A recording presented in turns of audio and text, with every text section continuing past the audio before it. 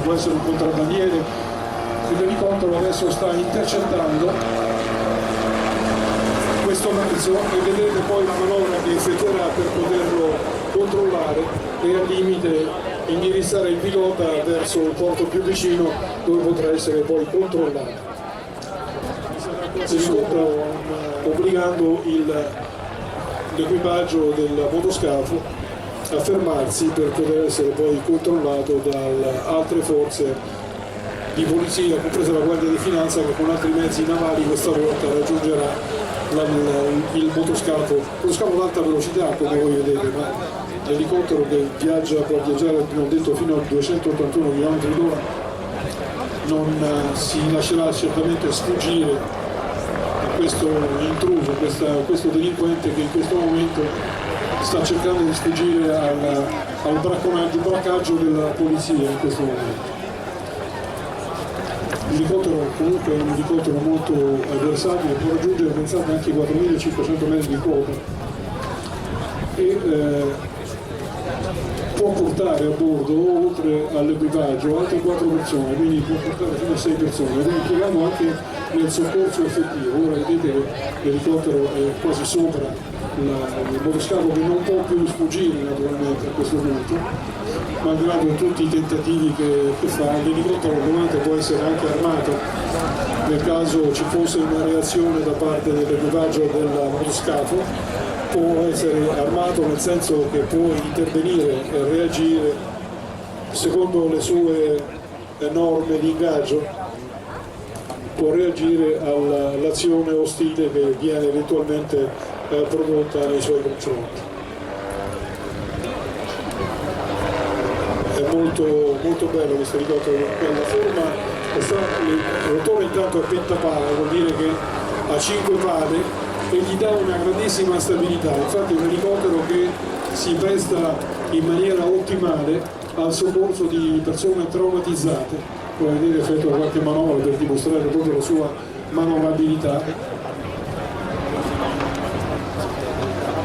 Naturalmente i piloti di questa macchina non sono piloti che sono specializzati nella presentazione acrobatica della macchina, possono far vedere nel campo delle manovre che l'elicottero è in grado di compiere.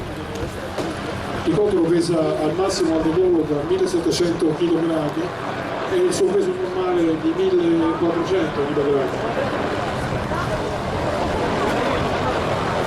Ha un suo raggio operativo di oltre 480 km, quindi può raggiungere da Venezia, da dove parte in questo momento, può raggiungere fino ad Ancona in pratica qualunque azione che possa essere richiesta per il suo intervento.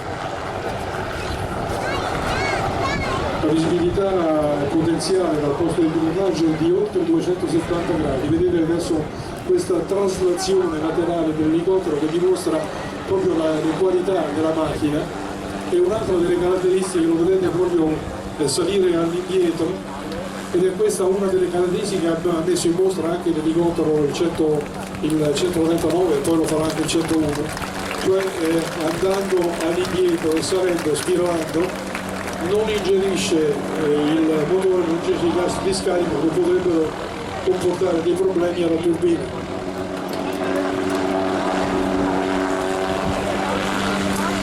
Ed ecco, vedete questa traslazione all'indietro, quello che appunto vi dicevo, che può ruotare per far vedere quali sono le sue caratteristiche di manovrabilità.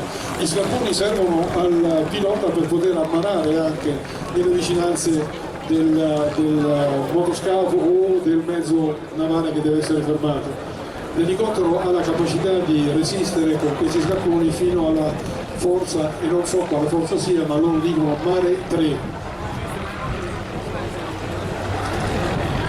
E allora vedete che questo avvicinamento lento e quindi l'ammanaggio da parte dell'elicottero, l'ammanaggio e poi il flottaggio in mare.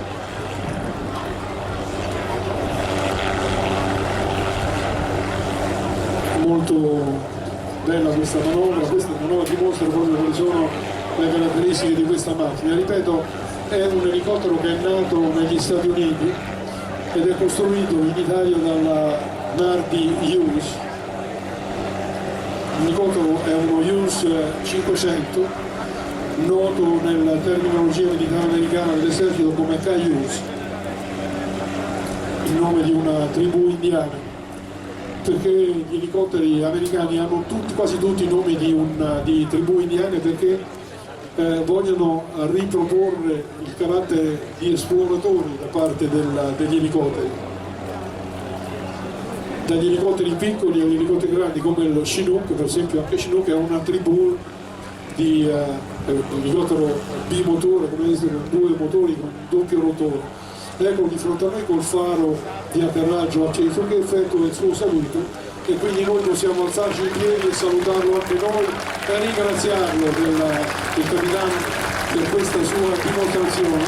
E anche qui stiamo tranquilli perché loro vegliano su di noi giorno e notte come un'armata militare 24 ore al giorno, 365 giorni all'anno.